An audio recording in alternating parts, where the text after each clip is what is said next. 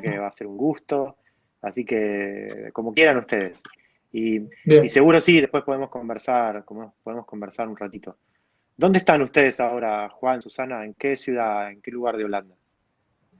Haarlem, que Ah, está a 15, unos 15 kilómetros de Ámsterdam, sí, sí. contra la costa, digamos, casi. ¿Y ustedes de dónde son originariamente? O España. sea, Yo soy nicoleño, de San Nicolás de los Arroyos, provincia de Buenos Aires. mira, Y yo soy mira. española del norte, así que el frío Ah, es el mismo. claro, Sí, tal cual, sí, sí, sí, sí. No, acá el problema más Bueno, que el frío es la humedad. la humedad y el invierno que es muy largo en el sentido que es muy oscuro, o sea, claro, durante el invierno a las 4 de la tarde es de noche se acaba todo. y, y el clima que es más que frío, inestable y nublado, digamos. Entonces es muy gris, muy oscuro, muy pesado durante muchos meses y eso te Claro, resiente, ¿viste? Lo sentí en el cuerpo cuando llegan estos primeros días de sol, claro, ves que la gente sale fantástico, como sea a claro. la calle, porque es que Sí, necesitas sí, ese tal rayo cual. del sol, ¿viste? Es vital. Mm. ¿Y cuánto hace que viven ahí en Holanda? Y yo llevo 27 años, casi 28 años viviendo en Holanda. Ah, Vine ya, a ya está, estudiar y ya. ya me quedé directamente, sí. Sí, llevo más años viviendo en Holanda que en España, es muy raro. Ah, o sea, o Y sea, te graduaste en Holanda. Sí, No eres sí. una arquitecta graduada en España, sino en No, Holanda. yo soy ¿Qué es ingeniero además, que todo el mundo piensa que soy arquitecta, pero soy ingeniera, ingeniera de la Ajá. construcción, especializada en arquitectura y mira, urbanismo y con 3 años de máster de ajá. arquitectura, pero soy ingeniera. Y sí, me gradué aquí, estudié aquí. Bueno, nuevamente bienvenidos, Juan, Susana. Hemos tenido la oportunidad ya de escucharlos en el marco de vivienda colectiva, que potenció esta nueva invitación de nuestro decano por la interesante charla que desarrollaron el año pasado y bueno, la experiencia que ustedes han aquilatado tanto trabajando, digamos, en diversos municipios en el área de Holanda, investigando, produciendo artículos que siempre los seguimos en Gaceta Holandesa y otras publicaciones que nos parecen muy interesantes y que ustedes, como bien contaron antes, han sumado y transmitido en la UBA, en la Sociedad Central de Arquitectos y en nuestra querida UMSAT, que los recibimos hoy en segunda oportunidad y esperamos continuarla, ¿sí? Bueno, y Muchas Bueno, gracias. los y no escuchamos. sé, seguramente Mabel les contó, pero estamos trabajando con un tema como bastante complejo, estamos como, no, en realidad los chicos y las chicas están diseñando como un conjunto de vivienda, bueno, de un plan social o que tiene que ver con un sistema como que desarrolla el Estado en un lugar muy particular, un nodo de comunicación muy interesante que hay ahí en cerquita, digo, en Morón, pero muy cerquita de la universidad y que además tiene como a futuro la posibilidad de transformarse en una reserva ecológica urbana, digamos, un gran parque que antes era del ejército y que ahora pasa a ser del municipio. Entonces, digo, es un lugar como muy interesante para verlo desde un punto de vista, digo, no solo desde la arquitectura, sino también urbano, territorial, estratégico, ¿no?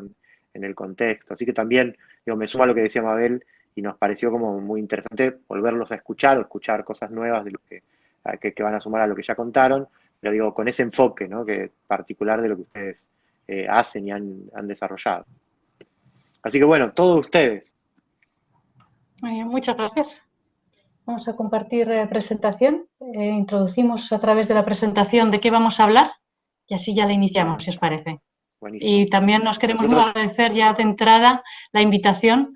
Es realmente siempre muy interesante y poder compartir, hablar y también las preguntas que se hacen a nosotros también nos ayudan a seguir pensando la temática. Así que después al finalizar, todas las preguntas son bienvenidas. Bueno, como les comentábamos al comienzo, la idea es contarles la historia de una ciudad. La historia de una ciudad que nace en los años 70 sobre un terreno totalmente artificial, un polder.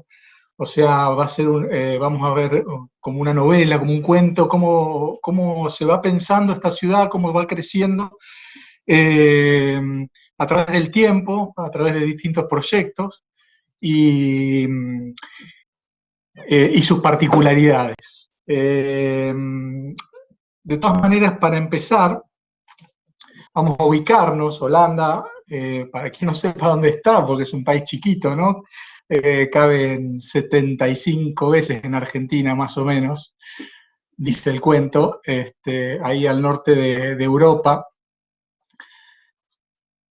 Es un país con 17 millones de habitantes, en ese terreno tan pequeño.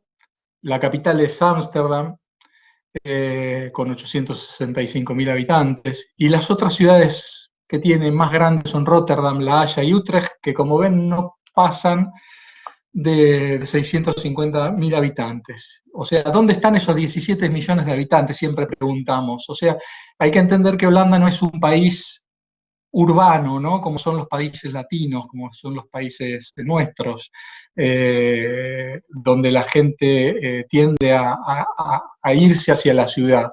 En Holanda les gusta vivir en territorios poco densos, en viviendas bajas, cerca de la naturaleza y el verde, y por eso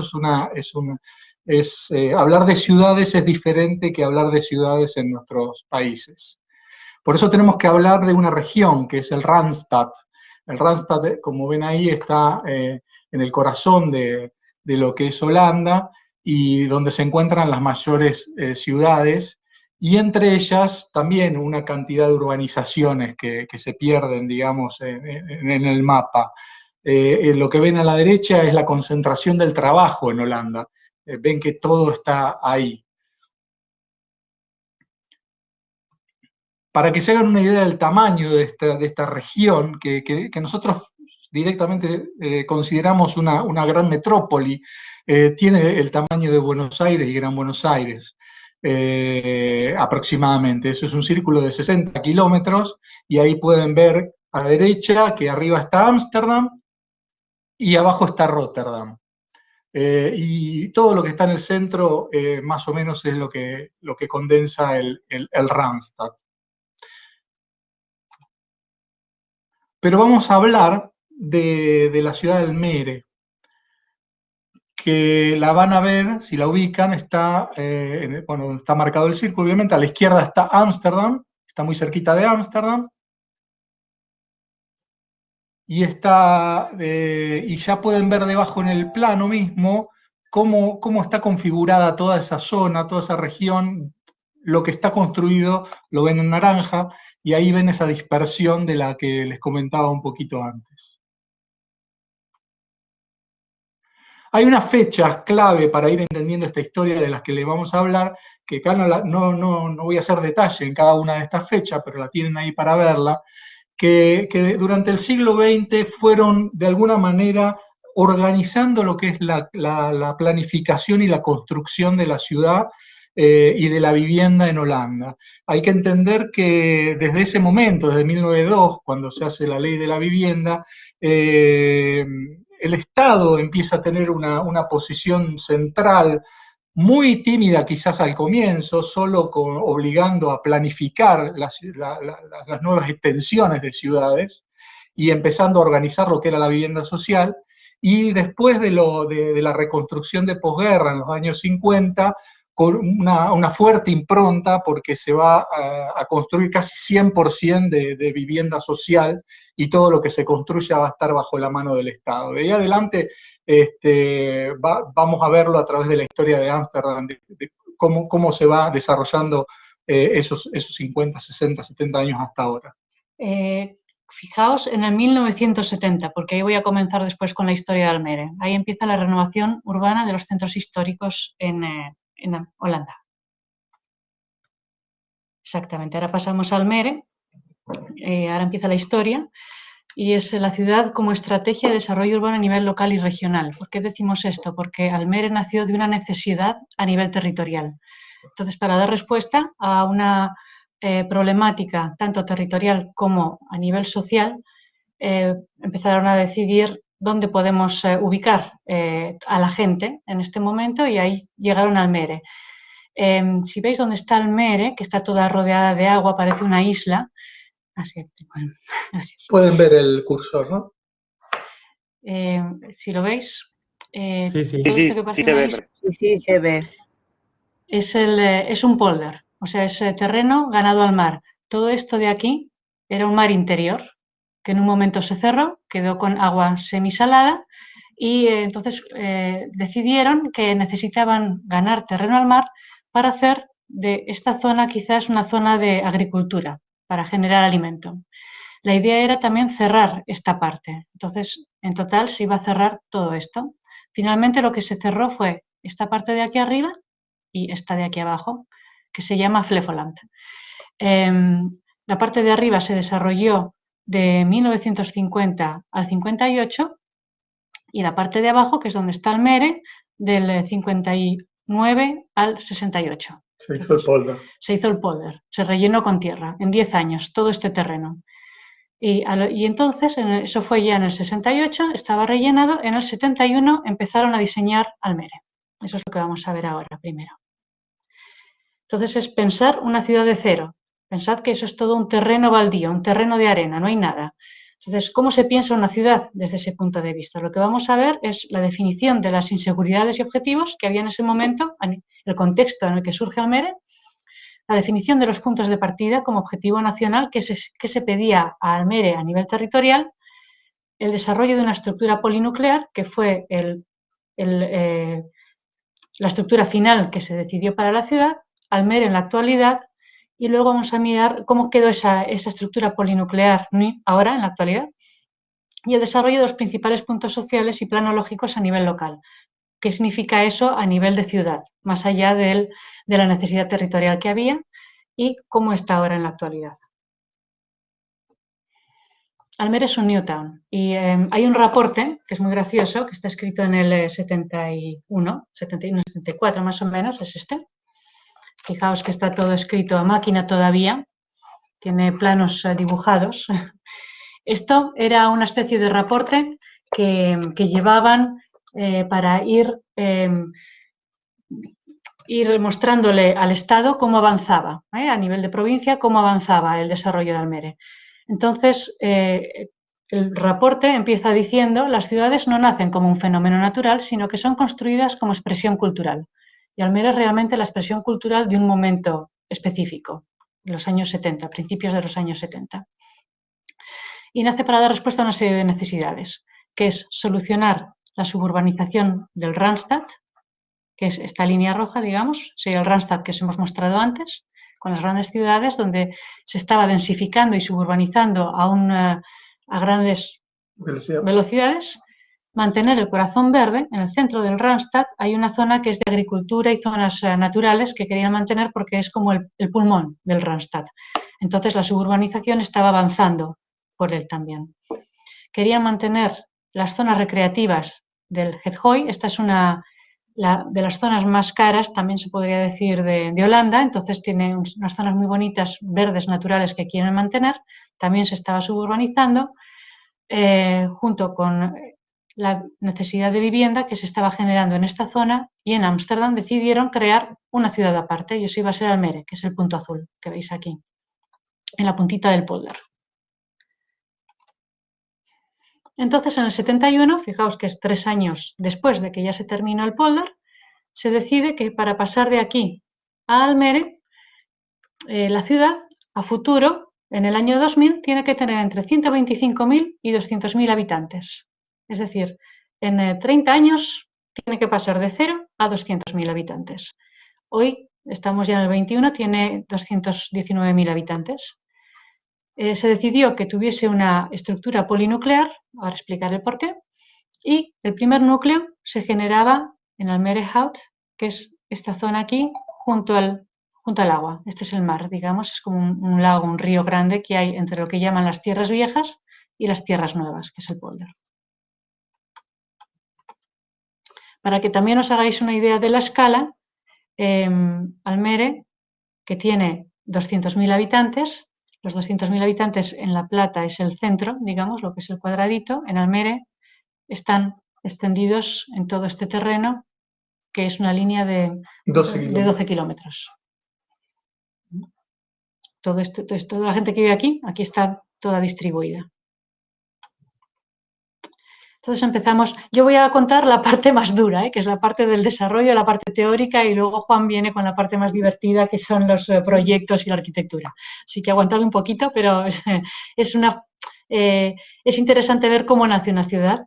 Y empezamos contando de qué inseguridades surgen, ¿no? Porque hay un primer reporte, antes de el que os he mostrado, en el que se empezaban a pensar cómo hacemos la ciudad, ¿no? Y toda la ciudad está pensada por un grupo, que era también muy específico de esa época, de sociólogos, urbanistas, paisajistas, arquitectos, todo un grupo de gente de diferentes disciplinas que estaban pensando cómo hacer una ciudad nueva y eran todo inseguridades. Entonces, todas las opciones que se iban tomando era a partir de, bueno, pero como no sabemos lo que va a pasar al final, elegimos mejor esto, que es la más abierta, la opción más abierta. Y ya después de ese periodo, que duró también, este es del 74, el reporte fueron los años anteriores, surge un reporte en el que ya se toman decisiones. Entonces, las inseguridades a las que se enfrentan son los cambios de composición de la población. En ese momento quizás hay mucha gente joven, pero no saben qué va a pasar en el futuro. Entonces, tiene que ser una ciudad que dé respuesta a esas inseguridades. Los cambios sociales en cuanto al uso de tiempo. Se partía de la idea de que de ahí en adelante la gente iba a tener más tiempo libre y tenía que poder disfrutar de ese tiempo libre. La composición familiar también. Por ahí se iba a pasar de familias más grandes a más pequeñas, o también a gente que iba a estar sola. Y los procesos de políticas que también iban a influir en la composición de la ciudad. Y luego también ya pensaban en los cambios tecnológicos, sobre todo con respecto al medio ambiente y el uso de energía fósil. En los años 60 se descubrió una bolsa de gas bajo Holanda, que en ese momento se estaba usando mucho, pero ya sabían que podía llegar un momento como ahora, en el que el gas se acabase y podía dar cambios que implicasen algunas medidas dentro de lo que era la ciudad. Entonces, con esas inseguridades en la cabeza, empezaron a definir los puntos de partida. Hay que pensar que estamos en los años 70 y Almere va a responder de alguna manera a lo que en ese momento ya se veía como el fracaso de todo el urbanismo del movimiento moderno. Hacía unos pocos años antes se había construido y ya estaba fracasando. Pocos años después, uno de los complejos más grandes, que creo que lo hablamos el año pasado, que fue el del Bijlmer. Entonces, el movimiento moderno estaba en crisis y aquí había que hacer una ciudad diferente, una ciudad de baja escala, con todos estos aspectos sociológicos que el movimiento moderno no tenía en cuenta por su carácter de funcionalista, ¿no? Sí, era una ciudad pensada también desde la sociología. Entonces, con esto en trasfondo, lo que están pensando los puntos de partida es que Almere tiene que estar abierta a nuevas posibilidades para el mañana. Tiene que ser una ciudad como lo es ahora experimente, siempre esté buscando nuevas soluciones, debe de dar lugar a cualquier tipo de persona. En ese momento había bastantes discusiones. Ámsterdam estaba compuesta en una gran cantidad de vivienda social, entonces era para gente de bajos ingresos. Ellos querían dar lugar a todo tipo de clases, pero también con todo tipo de desde nacionalidades, clases sociales, ¿no? Querían fomentar por eso mismo también el desarrollo personal de todo aquel que viviese en ella, que tuviese posibilidades de seguir desarrollándose.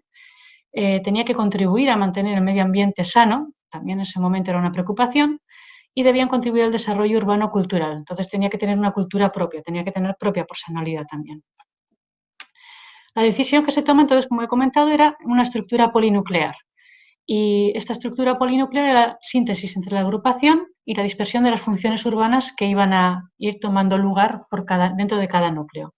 Y los criterios para definir los núcleos eran la habitabilidad del entorno, tenía que ser sana, la accesibilidad de las diferentes funciones, servicios, escuelas, trabajo, industria, transporte.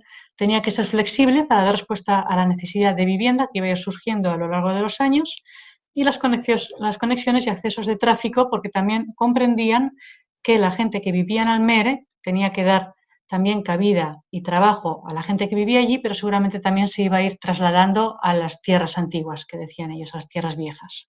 Entonces se decide hacer un sistema polinuclear. Empiezan, como había dicho, con este núcleo, Almere-Hafen, y después se va a continuar con estos dos, en el que también se empieza a experimentar entre la cantidad de densidad de vivienda y de población. Entonces, 60 viviendas por hectárea, por ejemplo, tendrían que tener 190.000 habitantes, 190 habitantes. Iban haciendo cálculos y a la vez la dispersión que tenía antes de juntarse cada una. Ahí estaba también el juego, cómo podían aumentar o disminuir esos núcleos. La estructura final lo que tiene de interesante es que se decide que haya unos espacios internucleares verdes. Entonces, lo que veis aquí es un primer núcleo, que es Almerenhout, que está dispuesto también por otros pequeños núcleos. Este es otro núcleo que se formará, que es Almere Centrum. Este está ahora desarrollándose y estos también se están desarrollando en este momento. Y entre ellos, la idea era que se generasen unos espacios verdes. También querían hacer uso intensivo de esos espacios verdes que había entre los núcleos, tanto para zonas verdes recreativas como para zonas deportivas. Querían que no hubiese necesidad de traslados para llegar a las zonas recreativas, entonces las zonas verdes tenían que estar muy cerca de casa, todo el mundo tenía que tener acceso casi directamente a una zona verde, y la estructura estaba pensada para 250.000 habitantes. Esta iba a ser la estructura final que habían pensado. La estructura verde por núcleo que os comentaba estaba pensada en un núcleo fijo, de un diámetro de unos 600 metros cuadrados. Vuelvo al anterior. Estos son estos núcleos. Unos segundos núcleos que iban a ser una estructura temporal que duraría unos 15 a 20 años con un diámetro de 300 metros. Y otro más pequeño de 150 metros que iba a durar unos 8 años. El objetivo era tener zonas verdes cerca de cada vivienda que poco a poco fuese tomando las formas necesarias según las necesidades, ya fueran parques, paseos, árboles solitarios, y que diese flexibilidad a los planes, pero siempre manteniendo una estructura verde cerca de la vivienda. Y esto es Almere en la actualidad. Vuelvo a lo de los núcleos un momentito, veis que aquí se ven todo lo que son las zonas de viviendas, aquí las zonas verdes. Y al final, esto es Almerehouten, este es el otro núcleo, este es otro núcleo y las zonas verdes que hay entre medio. Las podéis ver aquí. Y zonas también naturales que se van generando más. El agua, que siempre está presente en Holanda, también se introduce.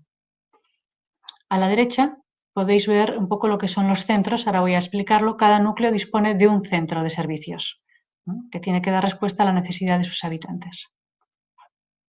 Esto es la ciudad actual. Ya veis que no se diferencia mucho de lo que se había pensado antes. Estamos hablando aquí de los 70.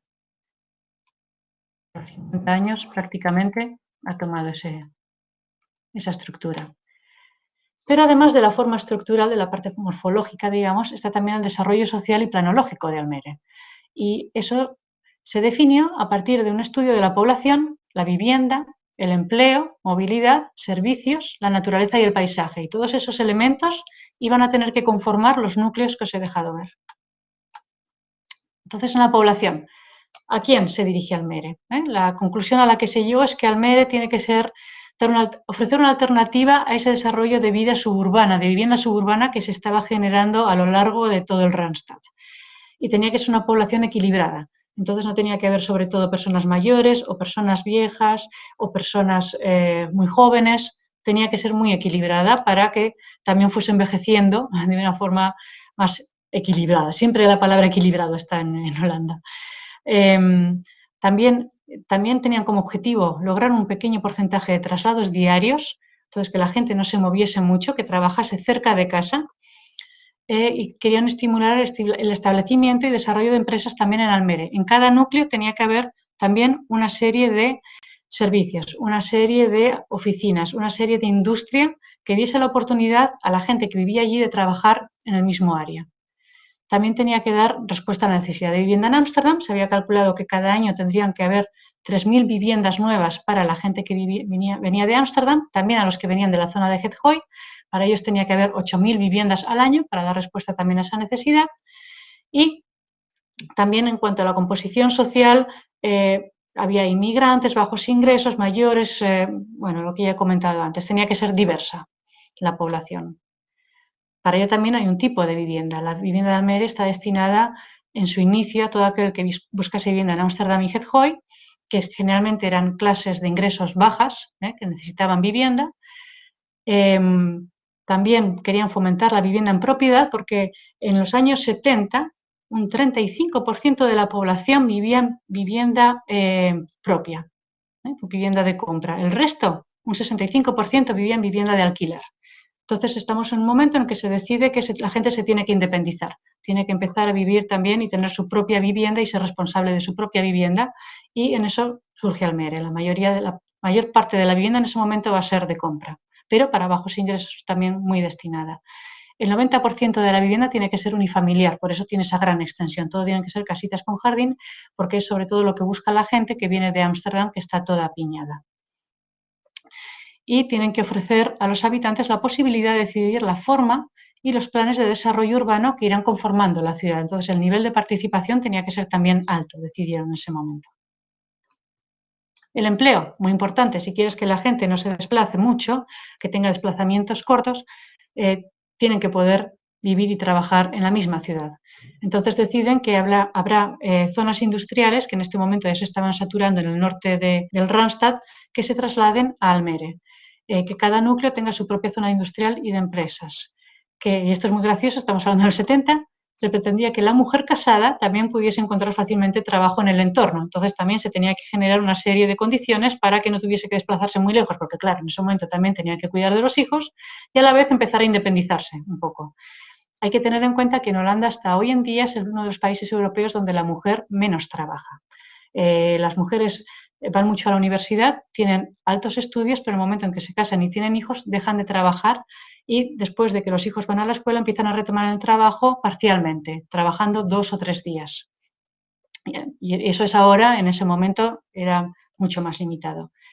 También se pretendía reducir el tiempo de viaje, como he nombrado, y ofrecer a la infraestructura, por tanto, y la movilidad era muy importante, era primordial. Y ese tema, el tema de la movilidad, también se tuvo en cuenta. Entonces, hay 2 sistemas de movilidad dentro de Almere y dentro de los núcleos. A nivel de núcleo hay un sistema de transporte público y de bicicletas que tiene que dar cabida y respuesta a una distancia de 20 minutos en bicicleta o en transporte público para alcanzar todo lo que se necesita, las escuelas, los servicios, las tiendas, el trabajo, si vives en Almere, hospitales, todo eso tiene que estar a 20 minutos en cada núcleo. Y para ello se construyeron una serie de casi autopistas para bicicletas, son muy anchas en Almere, y todo un sistema que junto con los peatones funciona de manera independiente al sistema de tráfico de los coches. El sistema de coche querían desalentarlo un poco. Entonces, sobre todo querían el sistema de transporte público, también se invirtió mucho. Finalmente ha sido un transporte público muy complejo, lo veis aquí en la foto de aquí abajo, veis las vueltas que dan, hay un montón de autobuses para un montón de núcleos. La verdad es un lío ir en autobús en Almere hoy en día.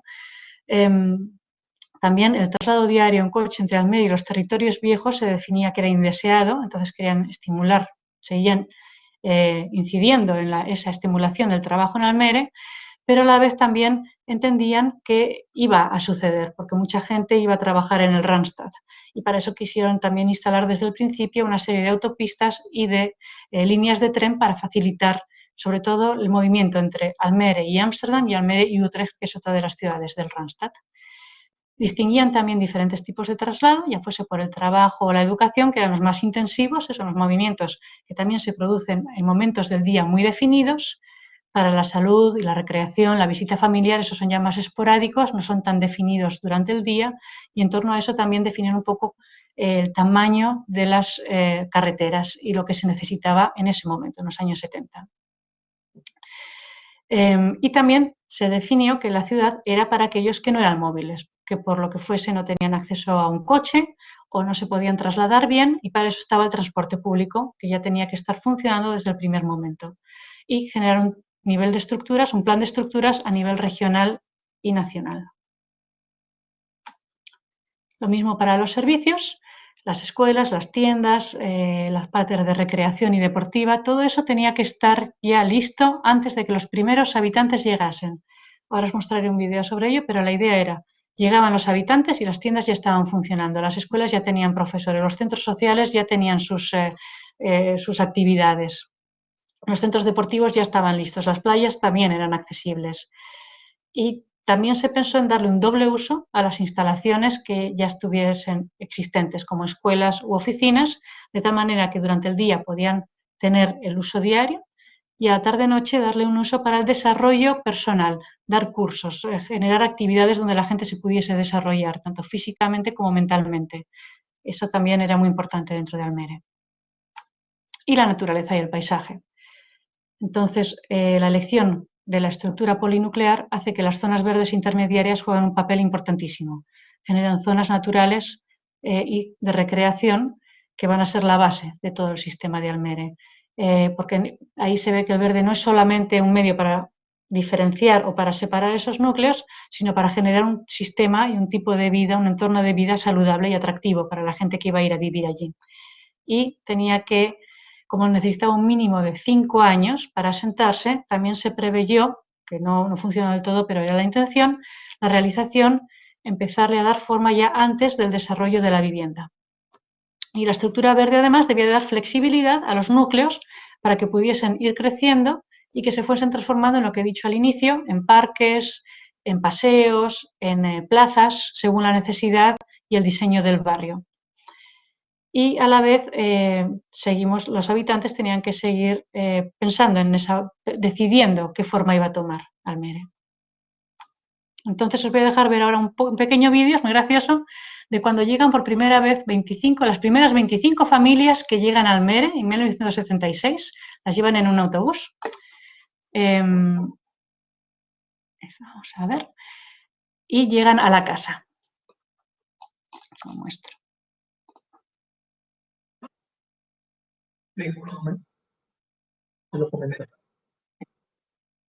Aquí veis que van llegando en autobús. No hay nada, es el polder y hay un poco de estructura verde. Ahí veis Almere.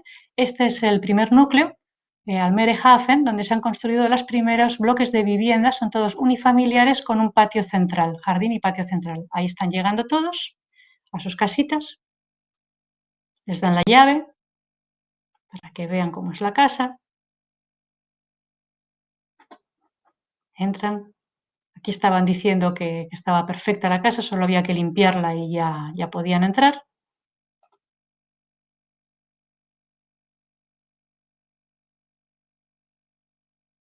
Y ahora le preguntan, ¿dónde vive, señora? Hasta ahora, yo he vivido en una tercera planta en Ámsterdam. Esto es muy grande. Fíjate ya la diferencia con la cocina, muy pequeño, no tiene jardín exterior, es una zona que se está derribando. Era el momento en que estaban desarrollando los centros históricos. Y esto es lo que reciben, ¿no? De repente casas mucho más grandes, de 3, 4 plantas, con un jardín.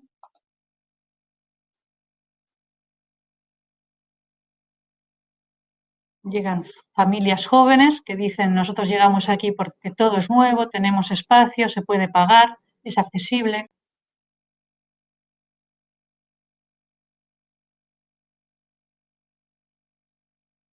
Y aquí tienen las zonas sociales y aquí vemos la primera misa.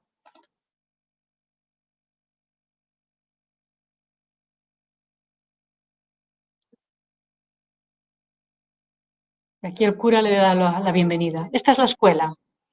Ya ves que ya estaba lista y solo hay 4 niños en ese momento porque han llegado 26 familias, pero la escuela ya está lista. Y el supermercado para 26 familias, pero que luego van a ser muchas más. Llegaron antes de la Navidad, entonces ahí llegó un señor que vendía arbolitos de Navidad para las primeras familias de Almere. Es interesante porque una de las cosas que falló del Bijlmer fue que los servicios llegaron al final de todo. A los 20 años. Entonces aquí hicieron todo horario, empezaron con los servicios.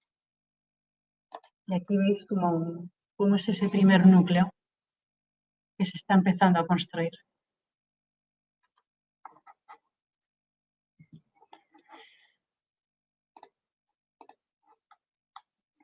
¿Cómo es Almere ahora? Bueno, Almere tiene los 220.000 habitantes, como he comentado antes. Tiene unas 86.000 viviendas en el 2020, las tenía, donde el 73% son viviendas unifamiliares con jardín y un 27% son apartamentos.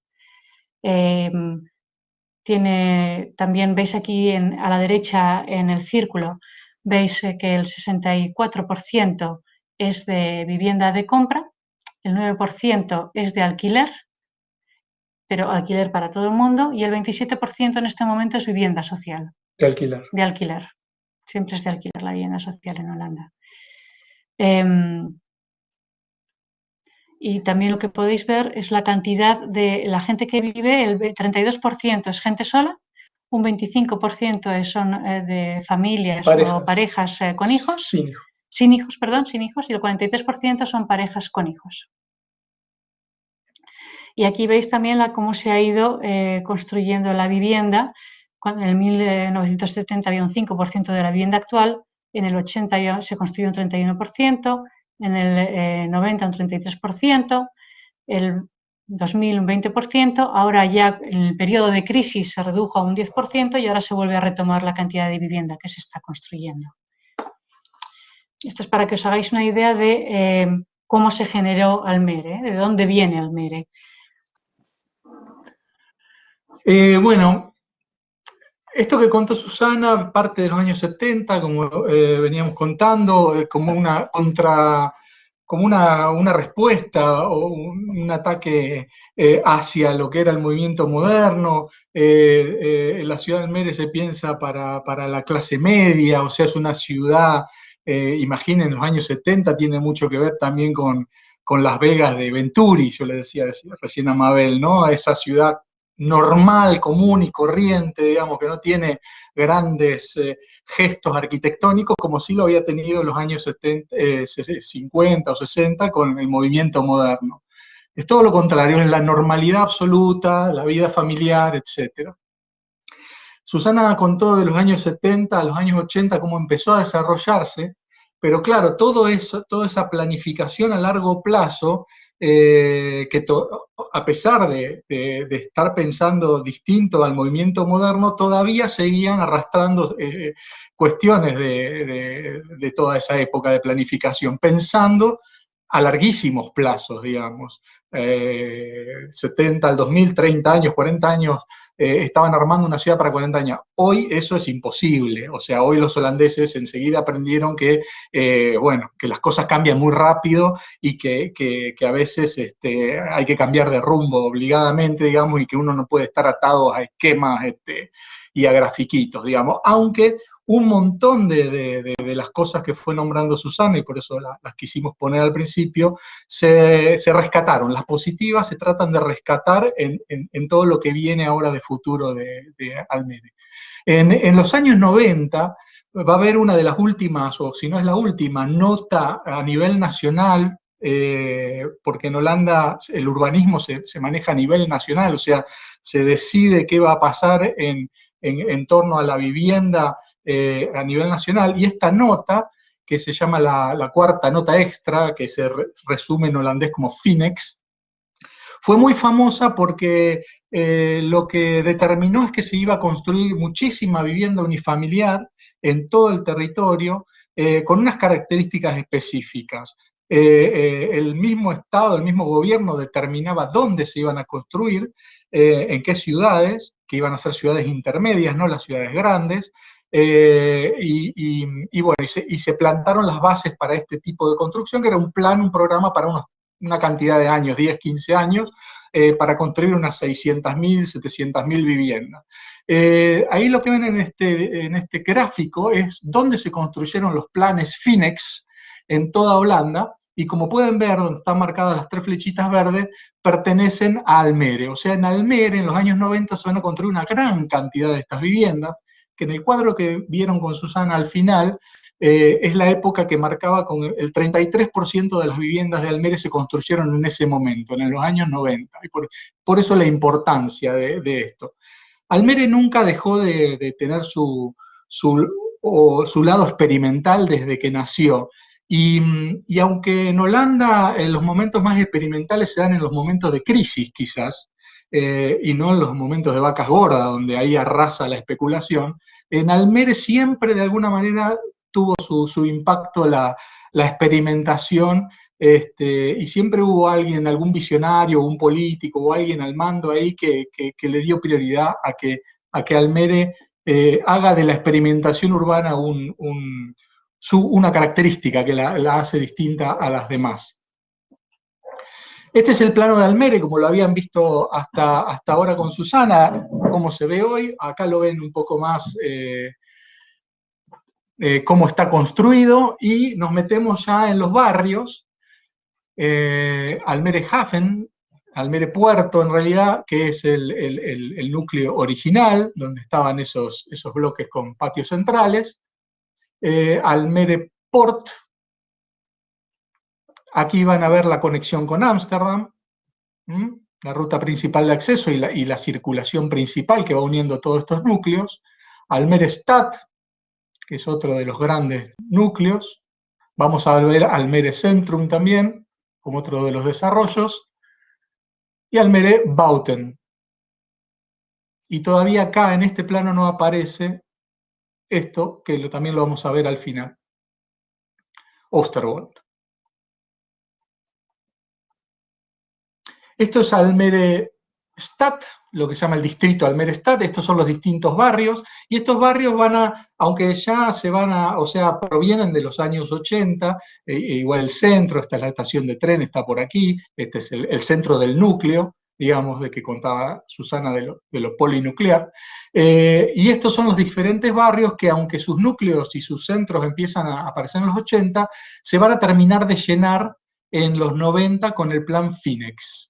Entonces van a ver ahí cómo cada uno tiene una estructura distinta, porque estos generalmente se iban a destinar a un arquitecto o una empresa distinta que los iba a desarrollar de manera separada, como si fueran lotes, pero lotes de barrio, digamos, ya no lotes de casa, sino lotes de barrio. Esto se hizo en la época Finex de una manera brutal. Y aquí veis también las zonas verdes, la estructura verde, cómo va tomando su propia característica. Cómo van cambiando, cómo son de zonas más grandes, parques, a zonas más naturales. Ups, voy mal con mi dedo, perdón. Bueno, en Almere se va a hacer una exposición en el 2001, experimental, para experimentar con la vivienda de los barrios Finex. Imaginen también que en ese momento es el Estado, es la época del neoliberalismo, empieza el consenso de Washington, entonces hay una gran movilización para que la gente compre vivienda, para que compre hipotecas en realidad. Entonces va a ser el momento en donde Holanda se va a hipotecar absolutamente. Entonces se construyen todas estas viviendas de carácter similar, de planta baja y 2 pisos con jardín, jardín delantero, jardín trasero, en barrios solamente de vivienda, con muy poco servicio, con servicios concentrados en alguna zona o en alguna calle principal, para dar respuesta a esa oferta de hipotecas que va a haber en ese momento, que después recordarán que fue la explosión de las hipotecas y todo eso que pasó mucho después. Bueno, en Holanda pasó que empezaron a comprar todas estas casitas y bueno, la crisis vino también por eso. Entonces va a haber una diferencia obviamente de densidades. Cada barrio se va a tratar con una densidad determinada en donde se determina cuánta cantidad de vivienda unifamiliar hay, y para completar la densidad se colocan a veces torres, digamos, entonces se arma un conjunto. En este caso es una exposición, es especial, se llama a los arquitectos más importantes de ese momento para que desarrollen sus modelos y que la gente vaya a ver estas casas, que además se proponían, estaban basadas en un concepto que había venido de unos años antes también, de gran crítica, un concepto de un arquitecto posmoderno, de Karel Weber, que venía atacando al modernismo por la uniformidad con la que se construía. Entonces, el tema de que el propietario pueda hacer de su vivienda una variación o pueda incorporar variaciones a la vivienda, empieza a hacer pie en Holanda en esta exposición.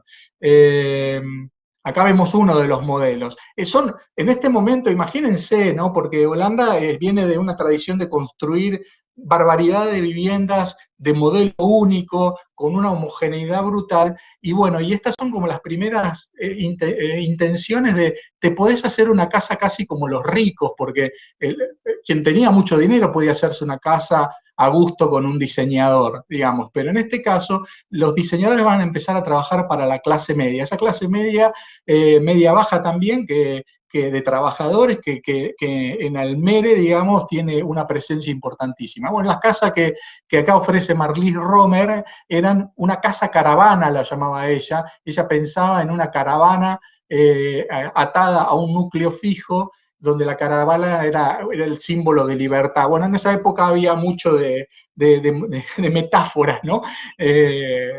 Y bueno, entonces el dibujito, acá abajo, este precario 3D de los 2000, muestra que, claro, el núcleo fijo era lo que era estandarizado y abarataba el costo, y después el resto era un espacio libre que uno lo distribuía como quería y le daba la forma que quería. Bueno, finalmente no se pudo hacer eso, le falló absolutamente la metáfora y la poesía, y terminó siendo un núcleo duro, fijo, con todos los servicios, y un espacio bastante estandarizado en cuanto a construcción para poder bajar los costos de espacio libre, donde los propietarios podían distribuirlo de la manera que querían. Como ven, en el espacio interior no se puede distribuir mucho de la manera en que nadie quiere, en realidad todo queda en poesía y metáfora, y las viviendas además resultaron muy caras para esa clase, para ese Jan Modal, como le llaman ellos, a un personaje inventado, un Juan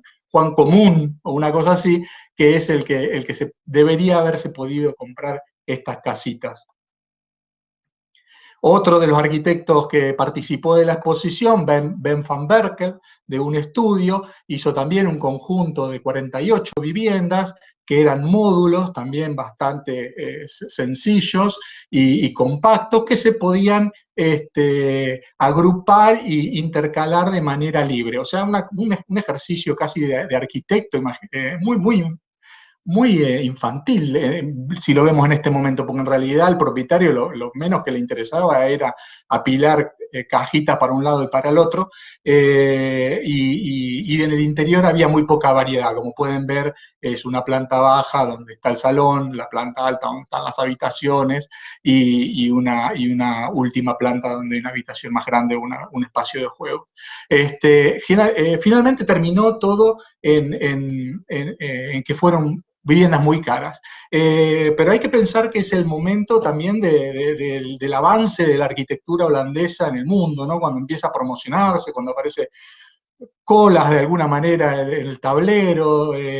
Entonces, bueno, esta ingenuidad que se ve en estos proyectos de alguna manera reflejan también el espíritu del momento, en donde pensar en personalizar una vivienda tenía que ver más con cambiarle el color a la fachada, porque también esa era una de las cosas que uno podía hacer, que realmente con pensar en las necesidades de los habitantes, digamos. En realidad eran más bien las necesidades de los arquitectos que las necesidades de los habitantes. Pero bueno, era aquel comienzo de los años 90-2000. En realidad, en toda Holanda se llenó de unos proyectos tremendos de estandarización y de especulación, que poco tiempo después fueron muy fuertemente criticados por lo monótono, por la mala calidad de la construcción, por lo poco amigable con el entorno, con el poco espacio verde. En algunos casos, a lo mejor un poco más romántico, bueno, como un barrio privado casi,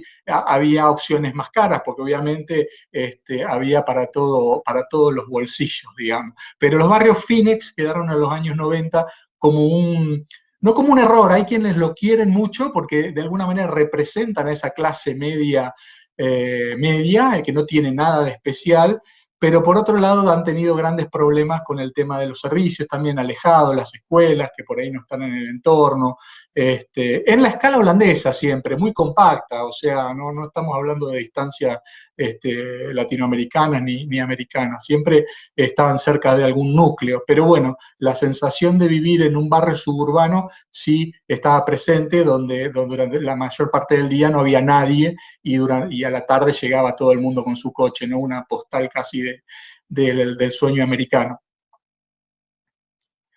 En ese mismo momento, la ciudad llega a los 200.000 habitantes casi y cumple los 25, creo 25 años eran en ese momento, y entonces como una ciudad adulta, y bueno, ya van pasando revista a los planes de los años 70, se hace necesario, y bueno, como está llegando gente con más dinero también, porque se estaban construyendo estos Finex aquí alrededor, se da la necesidad de hacer un centro, se les ocurre planificar un centro urbano para una ciudad de 200.000 habitantes, para una ciudad media. Entonces lo polinuclear, aunque sigue funcionando, se deja un poco de lado para darle un centro grande, un centro con actividades culturales, un centro con comercios de todo tipo, que se va a plantar, aquí ven, arriba ven el mapa, ven de nuevo esa península, esto es Almere Stad, todo ese barrio que veíamos al principio, y este es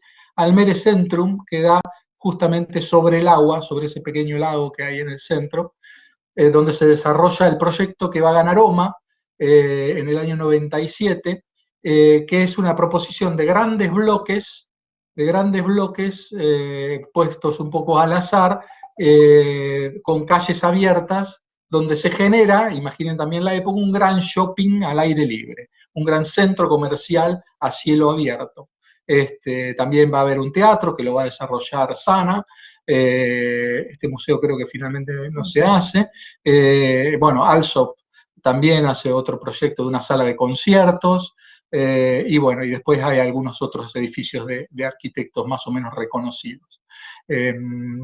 Vamos a ver cómo queda, cómo está esto en construcción, así que esto es el año 2000, 2005, nosotros lo fuimos a ver por ahí, por esa época, y estaban construyendo. Esta es la vieja parte de los años 80, digamos, el viejo centro del núcleo. Esta es la vía del ferrocarril. Esta es la estación de trenes. Y esta calle comercial de los años 80 termina desembocando en el proyecto de OMA del 2000. Aquí, en el fondo, van a ver uno de los Finex, de los barrios Finex, donde estaban llegando nuevas familias a las que le estaban vendiendo estas casas. O sea, eran ya familias con un salario y con una hipoteca. Entonces, bueno, todas estas viviendas iban a rodear de alguna manera y dar vida a ese nuevo centro urbano, construido totalmente desde cero, como la ciudad misma, como el terreno donde está la ciudad. Esta es la calle de los años 80, que va de la estación hacia el río. Bueno, pueden ver la típica arquitectura de esa época. Construcciones bajas, de 3 pisos, sin ascensor. Piensen también en el tema del terreno, el terreno blando, no permite o se vuelve muy caro siempre construir en altura. Comercios debajo. Es algo que también en toda Holanda desde los años 70 se fue normalizando. Los centros antiguos de las ciudades se convirtieron como en centros de compras o en shoppings a cielo abierto, como es un poco Ámsterdam, como es el centro de Utrecht, como pueden ver en Delft. En todas las ciudades los centros antiguos tomaron un preponderante funcionamiento comercial. OMA lo que va a hacer es traducir eso en escala moderna, digamos, o en idioma moderno. Ya es una de las calles del centro planificado por OMA. Ya ven los bloques, los grandes bloques, los comercios. Otra situación, esto no es 2020, por supuesto, ¿no? Mucha gente sin barbijo, esto es muchos años, bastantes años atrás, no sé cuándo lo visitamos, 2015, sí.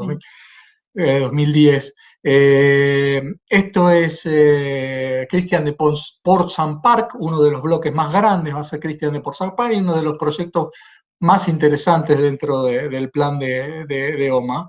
Este es el proyecto, este es Citadel. El proyecto es un gran bloque que ya lo había planificado en realidad en boceto OMA, y le había pedido a Christian de Port-Saint Park que lo convirtiera en una especie de citadela antigua medieval, donde las viviendas están en la planta de arriba y los comercios siguen estando debajo como todos los demás. La situación de estas viviendas es bastante particular, son viviendas que se pretenden urbanas.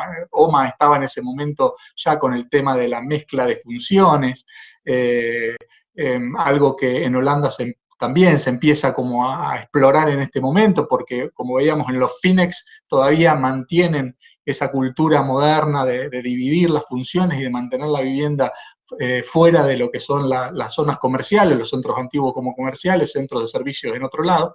Aquí hay una mezcla, empiezan estas viviendas un tanto urbanas, esta es la planta de las viviendas se accede por estos portales, se sube y ahí se distribuye directamente por calles al aire libre a la vivienda. La puerta de las viviendas está directamente en esa primer planta alta, porque claro, los comercios tienen una doble altura. También hay esta terraza, la van a ver también en alguna foto, que es de un café al que se puede acceder desde abajo. Esto más o menos cómo se ve de adentro, ese gran bloque en realidad no se percibe como tal, sino que está roto en 4 pedazos y se generan estas calles donde uno directamente no ve las viviendas. Apenas aquí aparece esta torrecita donde también había viviendas. Aquí está la terraza esa del café, que es una especie de mirador, mirador del arquitecto, y bueno, hay una pasarela que va a conectar las viviendas. Esto desde arriba, desde las calles de las viviendas, aquí ven la pasarela que conecta, esta es la calle interna, los techos son verdes pero no son accesibles, así que quedan ahí un poco más bajo, solo para aire y luz y vista de las viviendas, que son en 2 o 3 plantas, todas diferentes.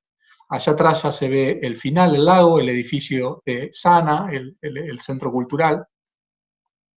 Y debajo se ve el movimiento del centro y los comercios. Aquí ven una vista de arriba de cómo se ven las viviendas.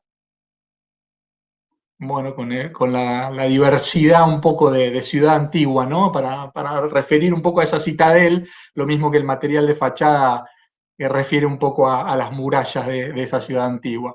De alguna manera, OMA hace referencia a lo que les decía antes, a las ciudades antiguas holandesas con su centro comercial, en donde todavía perviven algunas viviendas. Pero ¿qué va a pasar?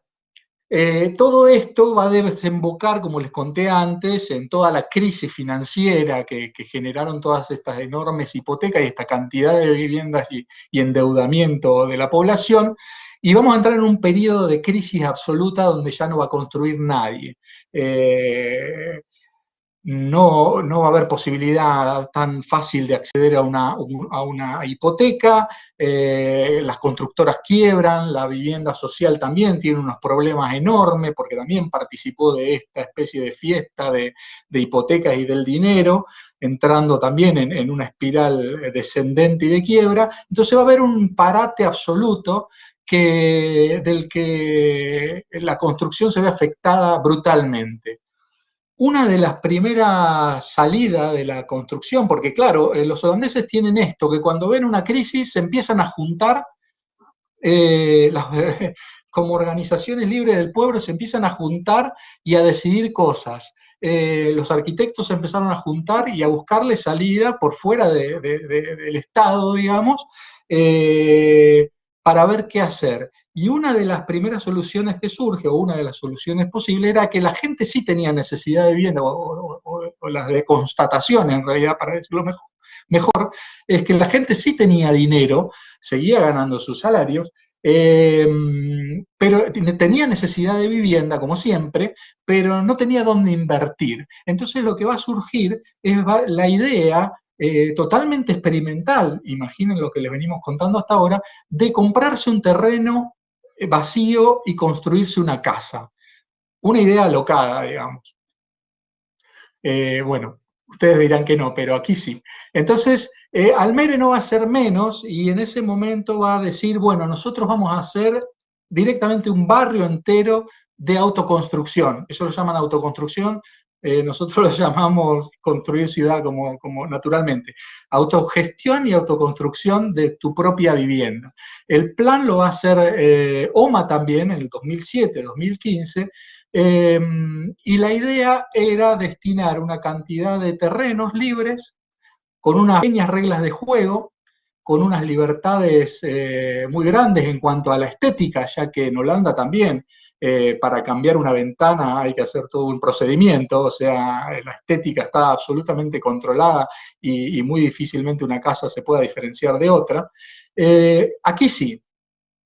En la primera foto de arriba a la izquierda van a ver la conexión con Ámsterdam y van a ver a la izquierda, en un punteado verde muy pequeño, el terreno vacío, el que va a ser el Homerus Quartier, el distrito Homero, que ya en la foto de abajo está a semiconstruir. El plan de OMA, bueno, parte de una geometría bastante simple, va a ser como una especie de círculo que es un canal, también va a volver a tocar la historia, va a ser un canal para hacer casa de los canales, las casas de los canales son típicas en Holanda, y va a darle nombre a diferentes zonas para generar esto, ¿no? La casa de los canales se va a construir acá. Entonces es una tipología que tiene un reflejo en la historia, aunque acá va a haber una libertad absoluta para construirla en cuanto a estética e interior. En el centro, digamos, va a ser un rectángulo, va a cruzarle un rectángulo, donde se va a hacer el centro de este nuevo distrito, donde se va a permitir construcciones de mayor altura y donde se va a permitir la mezcla de funciones, para que una persona pueda tener una casa y debajo poder tener su tienda o su taller o una pequeña empresa.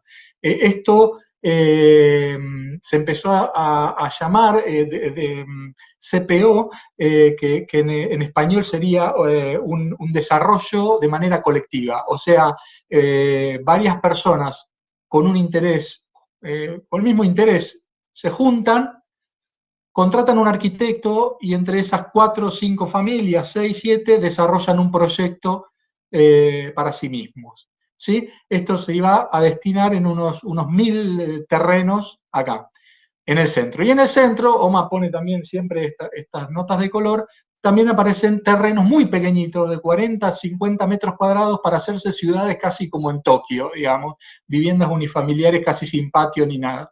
O sea, produce un plan con mucha variación, con muchas posibilidades, con la intención de que la gente invierta su dinero sin depender de los grandes inversores. Aquí el privado contrataba un arquitecto, compraba un terreno y se hacía su casa. Por supuesto, vamos a encontrar de todo. Vamos a encontrar, en esta foto un poco lo resume, o una casa muy tradicional, o casi hasta estandarizada, como esta otra, o hasta esta, muy básica, construida con lo mínimo, porque al fin y al cabo también seguimos pensando que estamos en Almere, donde los grandes arquitectos hacen pie nada más que para los grandes planes, pero la gente que vive en Almere no va a producir grandes obras de arquitectura, y de vez en cuando, obviamente, la posibilidad para un pequeño arquitecto de hacerse su obra siempre está, y esta es la casa de un artista. Obviamente jugando siempre con conceptos de sostenibilidad y de todos esos conceptos que Susana fue nombrando al principio y que Almere siempre supo mantener. Esta es otra de las visiones en otro momento. Estos terrenos posiblemente hoy ya estén construidos, pero donde pueden ver variedad de tipologías y bueno, totalmente diferentes, puestas una al lado de la otra. Uno compraba el terreno y ese terreno venía con una tarjeta, según cuentan, una tarjeta que traía las reglas básicas para poder construir, o sea, la altura, la densidad, etc. Pero cada terreno tenía una tarjeta diferente. Este es el canal, en realidad, no se ve aquí, y estas son las casas de los canales, son por ahí las más señoriales, digamos, las más importantes, la casa de los canales, quizás las más grandes también. Bueno, pero para que vean lo gracioso de juntar a un montón de arquitectos en un terreno sin historia, sin vacío, totalmente vacío y totalmente artificial. Este es el plano aproximado de lo que era la planificación del centro urbano, con la combinación de funciones. Y la aparición obviamente siempre del verde, porque el verde es una característica, como ya remarcó Susana, que va a aparecer siempre en todos los planes de Almere como una característica importante. Una constante. Y como una constante. Y la conexión, digamos, con los otros núcleos, con los otros verdes, con el agua. Este es un poco el perfil de lo que se pretende en ese centro. El centro va a ser totalmente libre de coches a una primera altura. Debajo se construye, o sea, no se entierra, como decíamos antes. Sacar tierra y construir es muy problemático técnicamente, no solo por el costo, sino por la presión del agua que encarece absolutamente toda la construcción, y estamos hablando siempre de que queremos darle vivienda a una clase media que en ese momento no tenía opción. Las viviendas o los bloques más altos, bueno, esto es nada más que un esquema, pero van planteando posibilidades donde aparecen lugares de trabajo o comercio, pequeño jardín privado, terrazas, etc.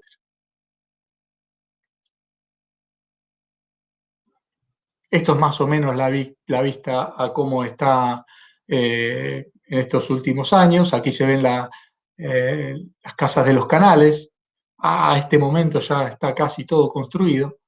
Bueno, las viviendas bajas que están detrás, la conexión con las rutas principales que dan al centro, que ahora se está desarrollando, donde están los servicios, el supermercado, la escuela y algunos comercios barriales, porque pensemos que tenemos el centro grande a pasos acá, a 10 minutos o 5 minutos en bicicleta. Ahora se va a dar otro desarrollo en los últimos años. Va a haber un intento más, y todavía estamos en años de crisis, va a haber un intento más de generar terrenos baratos y mayor apropiación de los habitantes.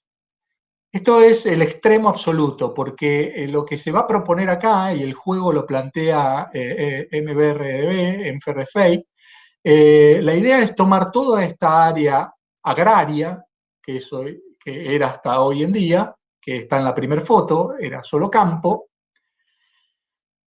y distribuirla directamente como un puzzle, como un rompecabezas, entre distintos compradores a gusto del comprador. O sea, iban a liberar un terreno, una zona, vos te podías anotar en esa zona y decir cuántos metros cuadrados querías, y si querías alguna ubicación en particular, al lado de la calle. Bueno, hay una calle principal que era la única infraestructura existente y la única que se iba a urbanizar. El resto iba a quedar en manos de los privados, de los propietarios. O sea, los propietarios iban a hacer cargo desde esta calle de todas las instalaciones, del asfalto de la calle misma, de la iluminación, de la recogida de basura, de las instalaciones, de todo. Solamente se iba a dividir el terreno, se iba a vender y se iban a organizar grupos de compradores para que pudieran entre ellos formar una especie de comisión que administrase todo ese trabajo. Lo que sacaban de esto era que la idea era que los terrenos iban a ser muy baratos. Ahora ya no me acuerdo el valor, pero era muy barato. Entonces el metro cuadrado costaba como si dijera 30 euros, no sé, una cosa muy barata. Entonces te podías comprar 3.000 metros cuadrados. ¿Cómo era el juego? El juego era, en Ferdefey había dicho que la base de todo el sistema iba a estar en este esquema. La base de todo el sistema iba a estar en una serie de 4 o 5 colores, en donde el 50%, acá dice 59, pero el 59% iba a seguir siendo agrario, porque se pensaba que Osterwold tenía que mantener un carácter agrario muy importante, porque además detrás estaba el pensamiento de la huerta urbana y de abastecer al Almere con alimento. Entonces, era importante que se desarrolle el tema de la huerta urbana, un 13% que va a ser verde público, un 8% dedicado a la carretera, a la calle, y infraestructuras, por supuesto, y un 18% a la construcción. O sea, si te comprabas un terreno de 100 metros cuadrados, te podías construir una casa de 18 metros cuadrados. Y si te comprabas un metro, ¿sí?, de 1000 metros cuadrados, te podías hacer una de 180 metros cuadrados, para que te hagas una idea, ¿sí? Este esquema que ven acá es la disposición básica de ese terreno, donde cada lugar tiene más o menos las proporciones. Este dibujo, y alrededor, casi como repitiendo la historia de Almere, hay que dejar una franja pública que creo que son 2 metros de ancho alrededor de todo tu terreno. Eso es para que todo el barrio, para todo el distrito sea recorrible también, de alguna manera, sea paseable. Pero el mantenimiento es por parte del propietario de ese terreno. Claro, ahí vamos. Toda la construcción de este pedacito de calle te corresponde como propietario, y el mantenimiento, y todo lo que decía antes, ¿no? La iluminación, las instalaciones, etc. Entonces, al juntarse una cantidad de propietarios, entonces tenían que gestionar y pedir presupuestos a empresas para que les asfaltaran la calle. Obviamente había una serie de dibujos del municipio para que no hagan cualquier cosa y respondieran las calles a ciertas cuestiones de seguridad y de mantenimiento, etcétera, que no podían estar de más. Bueno, acá ven los dibujitos divertidos en Ferdefey, donde se ven lo que estaría pasando, donde están las calles, donde está la zona urbanizada y donde queda la agricultura rodeándolo todo, donde está más denso y donde es más agricultura. Porque también este es el plano base que después se va a ir modificando cuando van detectando ciertas cuestiones que no funcionan. Esta es una calle que va a desarrollarla un estudio de arquitectura con todos estos propietarios, donde se va a hacer la gestión de todo esto. Esto fue medio un prototipo que después se siguió. Hubo problemas, no fue tan sencillo, la gente se terminaba peleando, salía muy caro gestionar una calle para 10 viviendas, o sea, salía mucho más barato hacerlo más, obviamente, y esto trajo una cantidad de problemas que se fueron luego tratando de solucionar.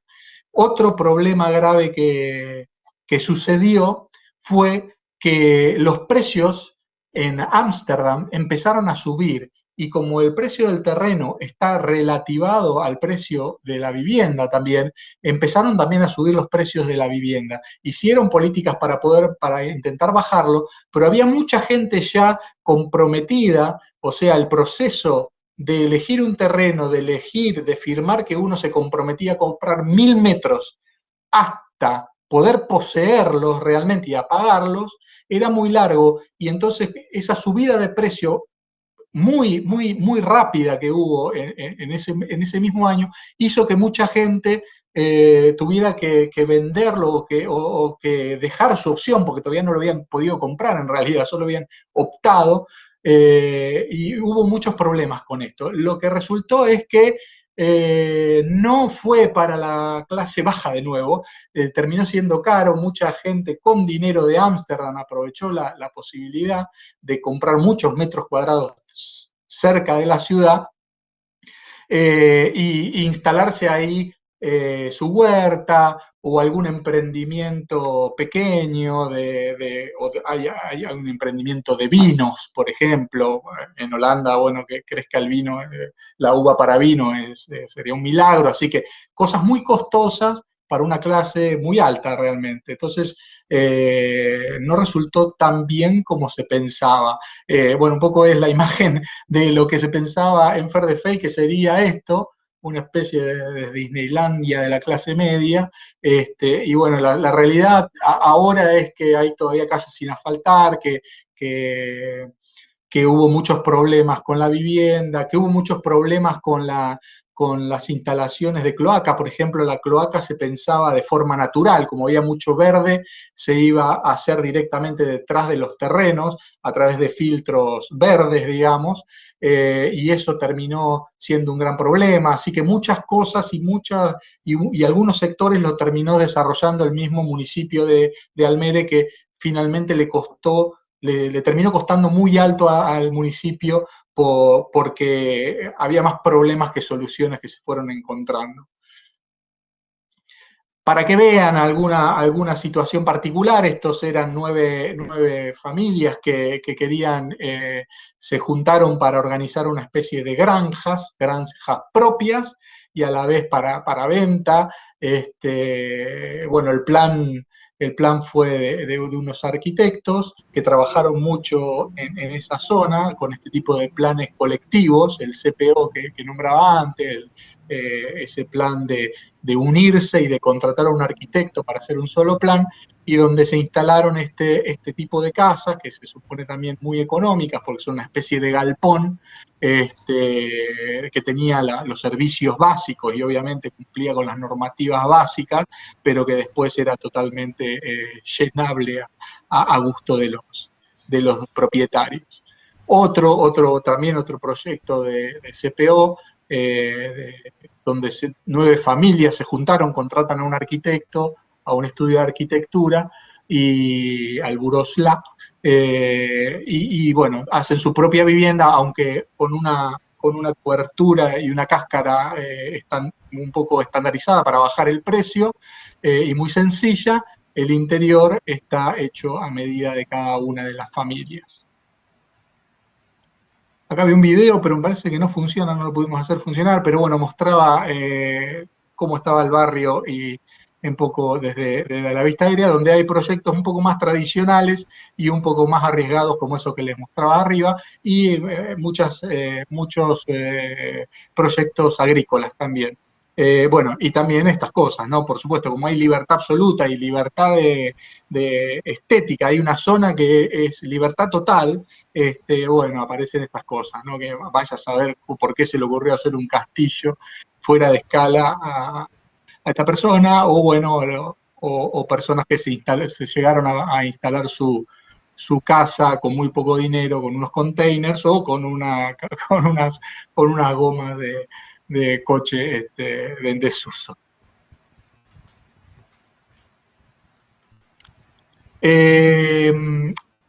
Acaba de salir lo que es la visión al 2030, 2020, 2030, todos estos proyectos que fuimos hablando.